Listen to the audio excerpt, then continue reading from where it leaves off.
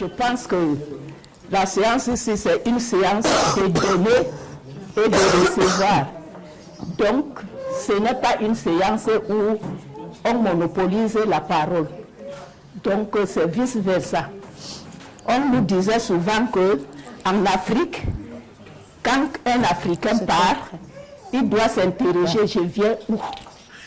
Je suis où? Je vais où? Qu'est-ce que je cherche? Quand nous arrivons dans un pays, si nous trouvons que les gens marchent à genoux, nous devons aussi marcher à genoux. Donc je voudrais donc dire à la société africaine d'apprendre la notion de l'heure. L'heure, c'est de l'argent. L'heure, c'est la vie. Une heure de moins, ce n'est plus l'heure. Une heure de plus, ce n'est plus l'heure. Ainsi, nous allons donc aborder notre compte. Nous sommes des Africains, non? Oui. Africains?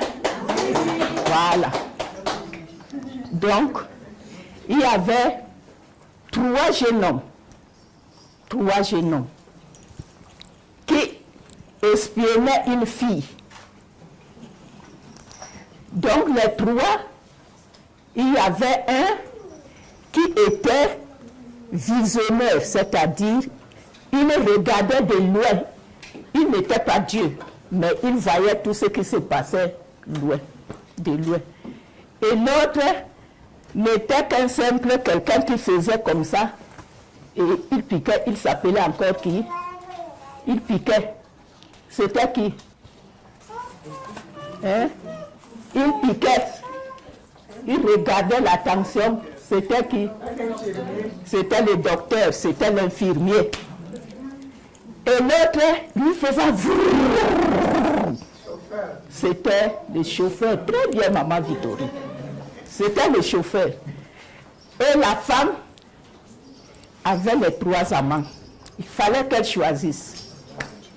Donc, les 3 sont partis très loin. Ils étaient très loin. Ils ont vécu longtemps là-bas. Alors, le voyant, il dit, ça fait depuis longtemps que je ne vois pas ma préférée, mon dernier cri. Alors, il dit, je vais regarder. En voyant, waouh! Il trouve que la femme était vraiment, il lui respirait seulement 2 minutes pour s'en aller. Donc, elle était en agonie, gravement malade. Qu'est-ce qu'il fait? Il s'en va trouver le docteur. Il dit, mon frère, comme tu vois là, je n'ai pas de moyens. Rien. Qu'est-ce qu'on peut faire? Le docteur lui dit, moi je peux soigner. Mais qu'est-ce qu'on va faire? On n'a pas de moyens de locomotion. Ils s'en vont trouver le chauffeur. Le chauffeur dit que mais c'est mon problème. Allons-y. Le chauffeur les embarque. Ils étaient juste ici au Canada, hein, et la femme se trouvait au Cameroun. Donc les 3, ils sont partis. Arrivés là-bas, ils ont soigné la femme. La femme a retrouvé la vie. À l'embarras de la femme maintenant, on lui demande de choisir un mari parmi les 3. Si c'était moi je prenais le docteur, parce que le docteur est riche. Mais à votre avis, chacun de vous devait prendre qui? On doit choisir un seul, celui qui a beaucoup travaillé. Ça, c'est Fernand.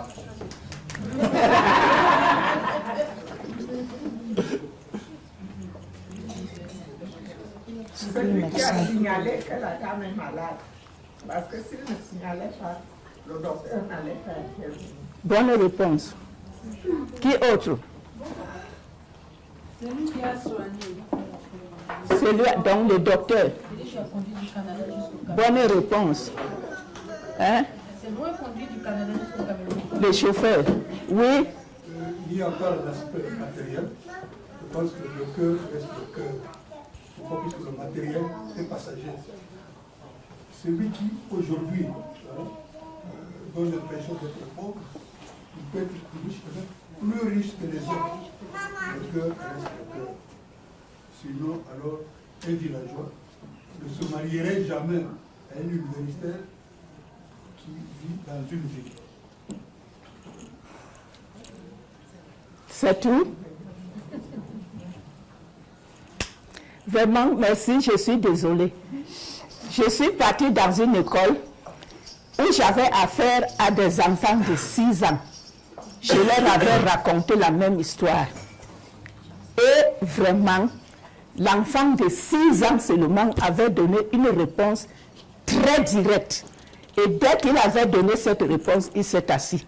Il n'avait plus rien dit. C'est que, de ma part, je vous dirais que tous les 3 sont valables. La femme ne peut choisir aucun d'eux. Parce que tous les 3 sont utiles. Ici, le chauffeur a porté, le docteur a soigné, le vaillant a vu. Donc, l'union fait la force. La solidarité. Quand nous sommes dans la famille, tout le monde est utile. Même les cris des bébés. Quand le bébé pleure à la maison, on sait que la maison la vit. Donc son cri est utile. Donc la solidarité. Ça, c'est une façon de mieux vivre ensemble. Quand nous vivons ensemble, tout le monde doit y mettre la main. Ça, c'est une façon d'inclusion. C'est la façon que nous devons aussi inclure nos enfants dans le travail. Donc, quand nous sommes dans la société, tout est utile. Vous voyez que si les 3, le vaillant lui seul ne pouvait rien, le chauffeur non plus, mais tous les 3 se sont associés. On n'a pas dit ici que c'est une personne qui est partie. Donc, c'est tous les 3 personnes qui sont parties. Donc, l'union fait la force, la solidarité. Comme nous sommes ici au Canada, vivons dans la solidarité. Travaillons ensemble, ne soyons pas égoïstes. Même le bonjour ci est très utile dans la société. Merci. Merci beaucoup.